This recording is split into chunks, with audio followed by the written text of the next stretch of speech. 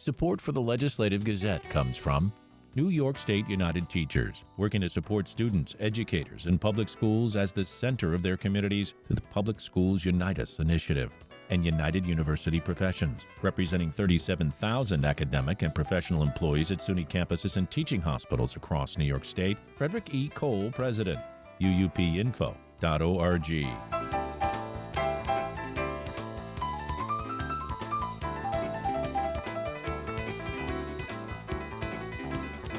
In a result garnering national attention, Westchester County Executive George Latimer came out on top in the Democratic primary for New York's 16th Congressional District Tuesday, unseating Congressman Jamal Bowman after a fiery campaign. The Legislative Gazette's Jesse King reports. Have a great party! Party on!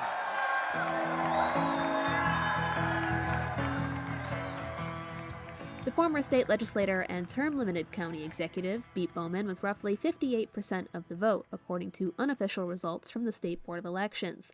In front of a watch party of about 500 supporters in White Plains, Latimer called for unity and civility going forward, casting himself as a moderate candidate who can heal partisan divides in Washington. There are good men and women in Washington who feel the same way we do, and we have to find each other and link with each other. We have to look at the arguments of the far right and the far left and say, you cannot destroy this country with your rhetoric and your arguments. The bitter, high-profile primary put fractures in the Democratic Party on full display. Bowman, who was part of a larger group of progressive House Democrats called the Squad, lost the nomination for a third term despite endorsements and rallies over the weekend with big names like Senator Bernie Sanders and Congresswoman Alexandria Ocasio-Cortez. Both campaigns spent a total of more than $24 million on ads, making it the most expensive House primary on record, according to Ad Impact. I don't stand with Benjamin Netanyahu. I stand with the hostage families. We call for the hostages to be returned multiple times. You have to make it part of the deal. Let's listen to our question from Scott Dubin. We said that already. The defining issue of the race was the war in Gaza, where more than 37,000 Palestinians have been killed by Israeli military strikes ever since the terrorist organization Hamas killed roughly 1,100 Israeli citizens on October 7th. Bowman has repeatedly called for a ceasefire and roiled voters in his heavily Jewish district by accusing Israel of genocide and dismissing claims that Hamas committed sexual violence as, quote, propaganda. Here's Bowman at a debate hosted by the League of Women Voters earlier this month. We need a permanent ceasefire right now, and we need food to get into Gaza today. Our taxpayer dollars are going towards supporting a famine. This is unacceptable. On the flip side, Latimer's campaign received at least $14 million in funding raised by the American Israel Public Affairs Committee, or AIPAC. Bowman and others repeatedly accused Latimer of bending to AIPAC, as well as racism over the course of the campaign, claims Latimer has denied. Bowman, meanwhile, has repeatedly denied allegations of anti-Semitism. Speaking with reporters Tuesday night, Latimer maintained his stance on the Israel-Hamas war lines up with that of the majority of the Democratic Party. He says he supports a two-state solution in the Middle East, but not an immediate ceasefire, arguing Hamas can't be at the table when both sides come together to negotiate a peaceful way forward. Asked if he felt AIPAC was critical for his win, Latimer downplayed the endorsement slightly. Any successful campaign has lots of different components that work. That was one of them, and it wasn't the only one. Tuesday's watch party was heavily attended by members of the local Jewish community and labor unions, like the Transport Workers Union. Carlos Bernabel, division chair representing Westchester County's Beeline bus service for TWU Local 100, says he supports Latimer for the help he gave bus workers during the COVID-19 pandemic. Latimer is very good to us. He did the right thing, supporting us with the stuff that we need. Keeping the buses cleaning and keeping us safe. Scarsdale resident Karen Kosowski, meanwhile, says she feels Latimer is a unifying figure. It feels great to know that the candidate who wants to unify people and represent all his constituents won. He deserved it and he won, and I'm just really thrilled about it. Let's give it up for George Latimer! The 16th district, which includes Westchester County and part of the Bronx, is considered by some to be a Democratic stronghold. Latimer will face Republican Miriam Flitzer, a pediatrician and former mayor of Scarsdale, in November. Bowman will still be on the ballot on the Working Families Party line. In a defiant concession speech, Bowman said the fight is just beginning. We should be outraged when a super PAC of dark money can spend $20 million to brainwash people into believing something that isn't true. We should be outraged about that. Latimer's victory is just the latest entry in a charmed political career. Now 70, the county executive reflected on his start on the Rise City Council nearly 4 decades ago before stops on the County Board of Legislators, State Assembly, and State Senate. In other unofficial results across the Hudson Valley, Assemblymember Sarah Hannah Shrestha defeated former legislative staffer Gabby Madden to win the Democratic nomination in New York's 103rd District. Democratic Assemblymember Dee Dee Barrett defeated Columbia County Supervisor Claire Cousin in the 106th District. And Assemblymember Mary Jane Shimsky turned back a challenge from her predecessor, Tom Avenatti, in the Democratic primary for New York's 92nd District. Reporting from White Plains, I'm Jesse King. 2 Hudson Valley State Assembly members held onto their ballot line Tuesday, and some newcomers are advancing to the November contest. The Legislative Gazette's Lucas Willard with this roundup. First-term Democratic Assembly member Sarah Hannah Shrestha will advance to the general election after turning away a challenge from Gabby Madden. According to unofficial returns, Shrestha took 2/3 of the vote in the 103rd District, which includes parts of Ulster and Dutchess counties. Shrestha said the election shows the area wants a progressive representative. They want to make things winnable in a state where we have a Democratic supermajority. We don't want to settle for crumbs. We really want to push the whole state forward. Shrestha will face Republican Jack Hayes in November. The first-term lawmaker says she wants to continue to work to pass legislation to reduce plastic packaging, approve medical aid in dying, and create green social housing. Shrestha is also co-leading an effort to create a public authority to replace Utility Central Hudson. In the neighboring 106th Assembly District, which includes parts of Columbia and Dutchess counties, longtime Democratic incumbent Dee Dee Barrett won by a 15-point margin. She defeated Progressive Working Families Party-endorsed challenger Claire Cousin, a Columbia County supervisor. Barrett said across a district with 26 municipalities, her willingness to listen to voters and small business owners sets her apart. I am really about bringing our communities together rather than the divisiveness that we're just seeing way too often right now in the political arena. Barrett says she will continue to work to address housing affordability, support the environment, and assist farmers with workforce needs. In a statement, Cousin congratulated Barrett and credited the primary with raising issues that pushed Barrett to co-sponsor legislation in Albany for housing vouchers, elder parole, and the Climate Change Superfund Act, a bill passed earlier this month that awaits Governor Kathy Hochul's signature. "We did that," said Cousin. Barrett will face Republican candidate Stephen Krakauer in November. In the 107th District, which includes parts of Albany, Columbia, Rensselaer, and Washington counties, Working Families Party-endorsed Democrat Chloe Pierce defeated fellow newcomer Kent Sopris to challenge first-term Republican Scott Bendett. Pierce says her campaign brought her to all 4 counties, which helped connect her with voters across the district over issues like affordability. The fact that I am a younger woman, I think was a benefit too. And, especially with reproductive freedoms on the line. And thankfully we have the ERA back on the ballot. But seeing what happens at the federal level, I think people were really excited and energized to see a younger female Democratic candidate running to represent them. The Democratic primary contest in the 102nd District does not have a clear winner, with only 85 votes separating candidates Janet Tweed and Mary Finneran, according to unofficial returns.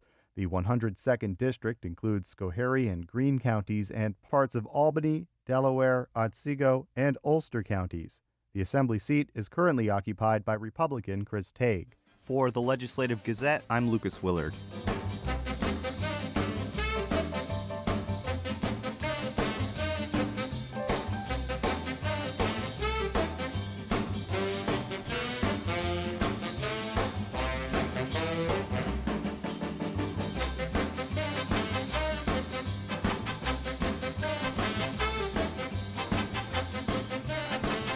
You are listening to the Legislative Gazette, a program about New York State government and politics. I'm David Gustina.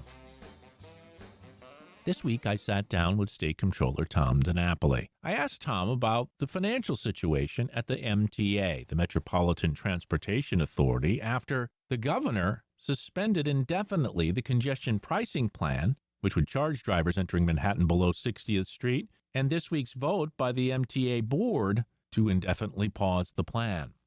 Here's DiNapoli. Well, I think of my dear friend, our former Lieutenant Governor, Dick Ravitch, who led the MTA, and he always, whenever we talked about funding for public transit in New York, always said, you have to keep the system in good repair. You can't let it deteriorate and go back to the bad old days of decades ago, and you need reliable funding sources. So, I've often been asked prior to, the scenario you just described, how do I feel about congestion pricing? And I always said, look, it is a policy choice that the state of New York has made, right? There's actually a law that enabled it. So I have neither a pro or a con, a personal opinion. It doesn't matter what a personal opinion may be. The MTA's funding, particularly its capital plan that keeps the system in a state of good repair, allows for expansion, enhanced safety, and so on. The funding for that capital plan is contingent upon this money, the $15 billion that you alluded to. So if you don't want to have congestion pricing, and people can have that opinion, what are you going to come up with as the substitute revenue source? And that's my concern with where we're at right now. Whether the governor was right or wrong to put a pause on that, that was her choice to do it. But again, because of the timing and how quickly it happened, obviously the legislature was in no position to deal with filling that hole. So the MTA board, as you know, has met, and they've indicated that they have to, essentially reprioritize their capital spending. And the report we put out before that MTA board meeting really tried to point out very clearly that there aren't any good options for the MTA if the money is not there. They're going to have to put a priority on, basic maintenance and try to keep the system in good repair. But some of the improvements on, for example, accessibility to make the system more ADA compliant for people with disabilities, many of those initiatives are going to have to be put on hold for now. Signal modernization, what really has an impact on safety and the quality of the timing of the trains, put on hold. Second Avenue subway expansion, something that goes back to the 1970s in terms of planning, on hold. And other kinds of initiatives that have been in the plan, they're just going to be on an indefinite hold. So the governor has said, as you know, that her commitment is to keep the MTA well-funded and not to have these projects be totally eliminated. But, the big question still is, where's the money going to come from? How much of it will be there? So in the short run, a lot of very important initiatives are on hold, and the capital plan is going to be significantly reduced. You don't want to go back, again, echoing Dick Ravitch, you don't want to go back to a system in poor repair, because we're not back to 100% of ridership because of the pandemic, and the MTA is so dependent on fares and ridership. So if the system starts falling backward on state of its condition and its state of good repair, we could see those numbers going in the wrong direction. So a lot of concern. We'll see where it goes, but we've really got to come up with the money to plug this very significant hole in the capital plan funding. State Comptroller Tom DiNapoli, two questions. One, if it doesn't come from these plans I mentioned to fill the hole, you mentioned it doesn't matter what my personal opinion is, but where do you see that money as the chief financial officer for the state? Where should that money come from? Should it come from a tax? Should it come from a congestion pricing plan? Should it come out of the general fund? I think the likelihood of finding money with existing revenue streams probably is not the answer. It's very easy. People say, the MTA spends so much money, and we've certainly had audits that have said they could be smarter and more efficient on a whole host of areas. But when it comes to the capital plan, you really need a reliable long-term funding stream. And keep in mind the strategy behind the congestion pricing was that for the money that was going to come in, they would then be able to bond over a longer term. That's how you got that $15 billion figure. But it would be backed up by a very clear revenue source, meaning the money that would come from this tolling. That's State Comptroller Tom DiNapoli, a Democrat.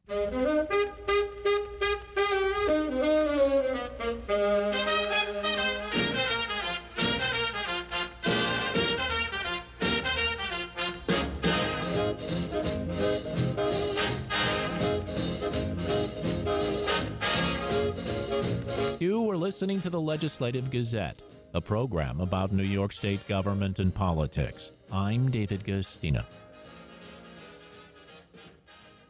New York Governor Kathy Hochul signed legislation that will regulate how children use social media. The Legislative Gazette's Karen DeWitt reports. Hochul championed the legislation, making it her #1 priority in the final days of the legislative session. Today, we save our children.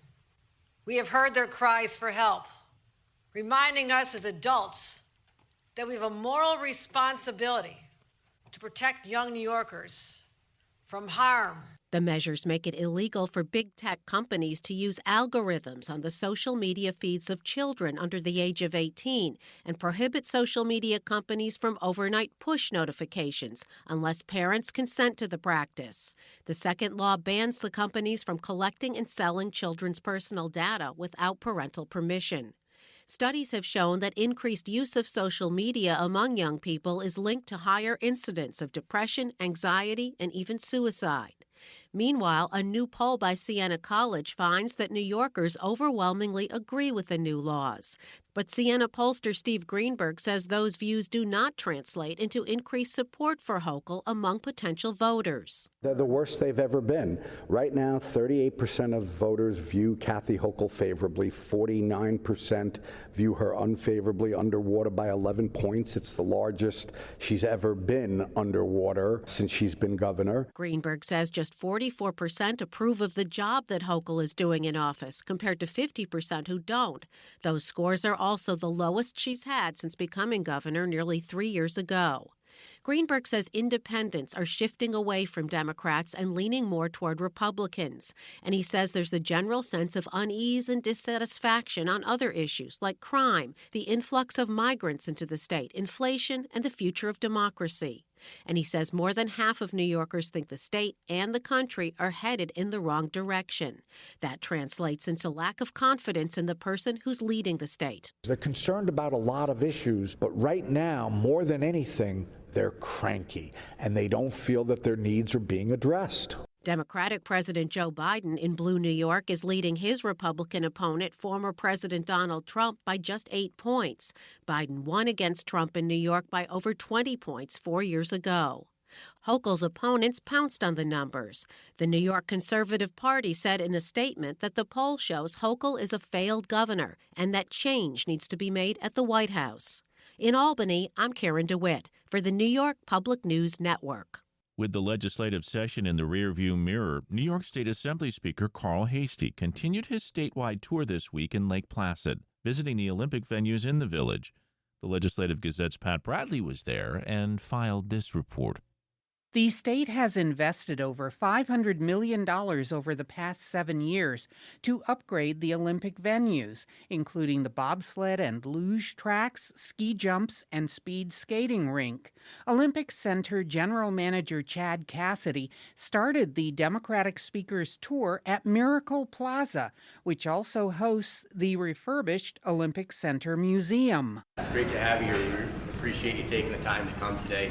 This is Miracle Plaza here. This was built starting back in 2019. We just completed it a couple years ago. Thanks to the funds from the state to come in here and kind of rejuvenate all of our venues.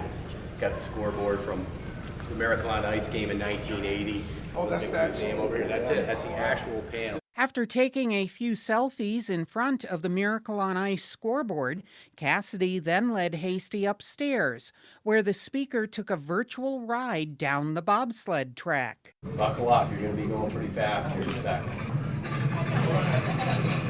There would be 2 people in this slide. You'd have a brake man in the back and a driver up front.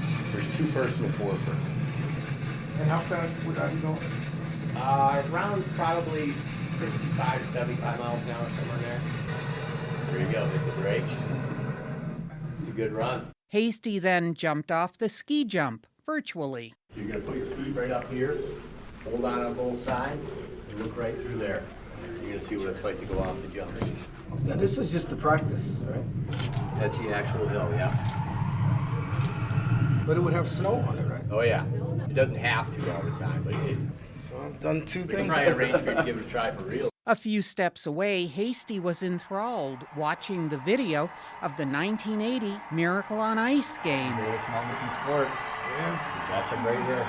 Where's the hockey rink? Right beside us. Yeah, we're gonna go in. Assemblyman D. Billy Jones of the 115th District led Hasty into the Herb Brooks Arena, named after the famed coach who led the Miracle team and the site of the iconic game, and viewed the outdoor Olympic skating rink before touring the Mount Van Hoevenberg sliding venues. Hasty says the tour brought back memories. Coming here now, it's a little surreal. You get that, proud nostalgia builds up in you. You're just inside the hockey rink, watch the video of the Miracle on Ice. The great Assemblyman Billy Jones just wanted me to come and see what the state's investment over the years to refurbish this classic place. From what I understand, it could allow for the Olympics to return. So I think it was well worth the investment. It looks beautiful. Olympic Regional Development Authority President and CEO Ashley Walden says having the speaker and other stakeholders visit gives them a better sense of the impact of the state investment in venues. A large focus of the investments were in the preparations for the World University Games. So the Olympic Center, the Olympic Oval, Mount Van Hoevenberg, the Olympic ski jumps, those received quite a bit of the investment in the capital projects. But in addition to that, we operate 3 ski mountains, Bel Air, Gore, and Whiteface. Those also were part of the capital project to continue to upgrade so that we can keep up with the evolving climate change and also make sure that we're providing excellent guest experiences and economic impact to the regions we operate. During his visit, Speaker Hasty also announced a $250,000 grant to the Lake Placid Food Pantry and Thrift Shop. For the Legislative Gazette, I'm Pat Bradley.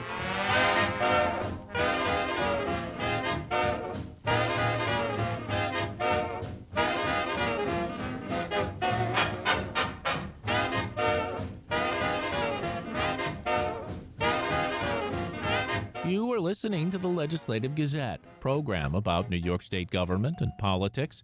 I'm David Costina. A Capital Region music venue, which is world famous for its acoustics, will undergo a major expansion.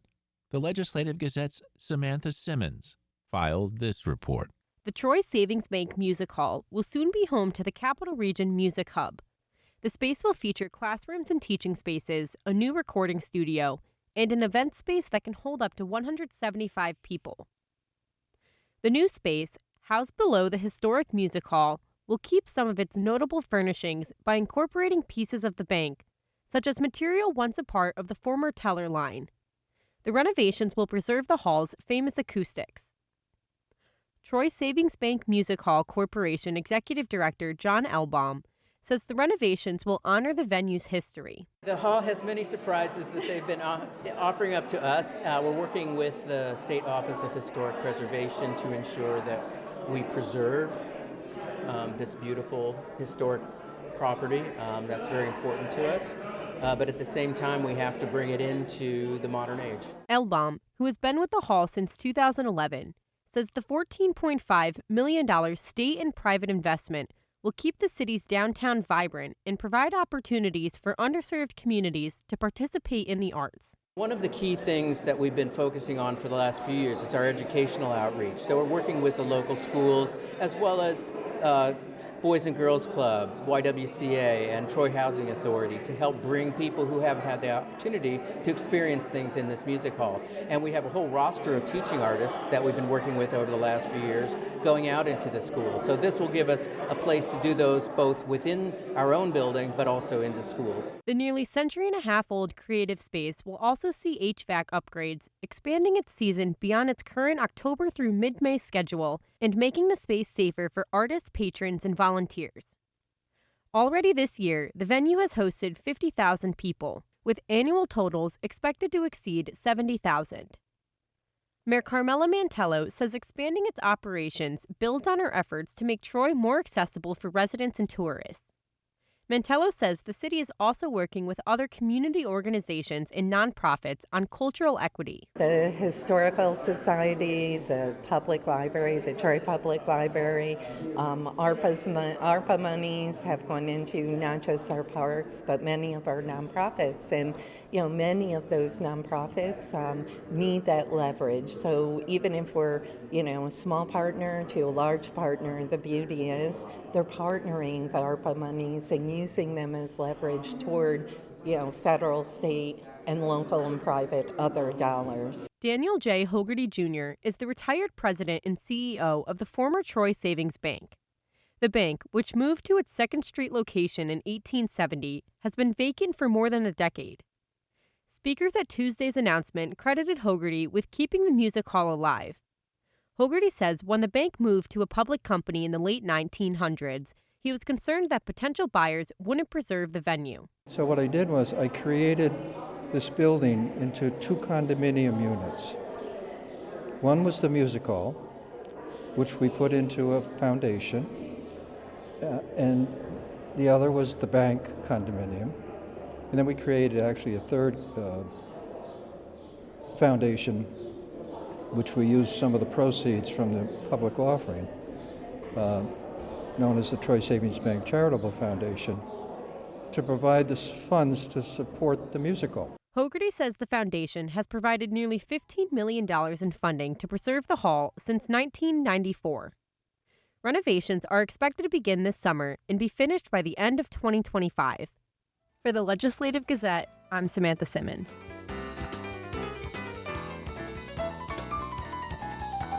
And that about does it for this week's show. The Legislative Gazette is a production of WAMC, Northeast Public Radio. We had help from the New York Public News Network. You can listen to the Legislative Gazette anytime at WAMCpodcast.org or anywhere you get your podcasts. Look for program number 2426 and join us again next week at this same time. For more news on New York State government and politics, for the Legislative Gazette, I'm David Gustino. Support for the Legislative Gazette comes from United University Professions, representing 37,000 academic and professional employees at SUNY campuses and teaching hospitals across New York State. Frederick E. Cole, President. UUPinfo.org.